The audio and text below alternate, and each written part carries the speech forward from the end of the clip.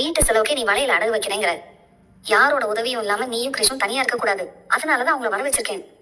அது எப்படி கரெக்டா நான் சொன்னதையெல்லாம் நீ பண்ணிக்கிட்டு இருக்க? நான் அப்புறம் பேசிக்கிறேன். உன் வாழ்க்கையில நடந்துட்டு இருக்கிற விஷயங்கள்லாம் எங்களுக்கு தெரியுமா? உங்க அம்மா சொன்னாங்க. உனக்கு இன்னொரு வாழ்க்கை கிடைச்சு நீ சந்தோஷமா இருப்பேன்னு நினைச்சோம். ஆனா இப்ப டைவர்ஸ் வரைக்கும் வந்திருக்கேன்னு கஷ்டமா இருக்குமா? நீ எதை பத்தி கவலைப்படாதமா. உனக்கு யார் இல்லைன்னு நினைக்காத. உனக்கும் கிருஷிக்கும் நாங்க இருக்கோம். உனக்கு எங்க மேல கோவம் இருக்கலாம், அது நியாயம்தான். நாங்க செஞ்ச தப்பு அப்படி. அதனாலதான் இப்ப வரைக்கும் ஒரு குழந்தை கூட இல்லாம இருப்போம். இல்ல கண்டிப்பா கடவுள் உங்களுக்குன்னு ஒரு நல்லது பண்ணுவாரு. இப்ப எங்களுக்குன்னு இருக்கிற ஒரு சொந்தம் நீங்க தான். எங்களுக்குன்னு அடுத்து இருக்கிற வாரிசு கிருஷ் தான். எப்பவுமே உங்களுக்கு நாங்க ஆதரவா இருப்போம். கல்யாணி, உன்னோட டைவர்ஸ் கேஸ் விஷயத்துல நாங்க எதுவும் தலையிட விரும்பல. நீ புத்திசாலி பொண்ணு. தனியாவே இவ்வளவு தூரம் வந்திருக்க. என்ன செய்யணும்னு உனக்கே தெரியும். நாங்க இப்ப வந்ததுக்கு முக்கியமான காரணம் எங்க சொத்துல என் தம்பிக்கான பங்க உங்களுக்கு கொடுக்கதான் வந்திருக்கோம். இல்ல அதெல்லாம் இதுக்கு நாங்க ஒன்னும் உதவியா செய்யலாமா.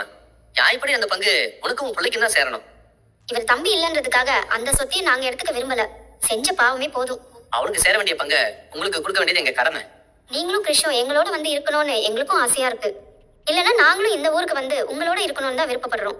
கிருஷ்ண அடிக்கடி பார்க்கணும்னு எங்களுக்கும் ஆசையா இருக்கு. சரின்னு சொன்னா என் தம்பிக்கு சேர வேண்டிய பங்க உன் பேர்ல எழுதுறதுக்கு நாங்க ரெடி பண்ணுவோம். நீங்க இவ்வளவு கேர் எடுத்ததுக்கு ரொம்ப தேங்க்ஸ்.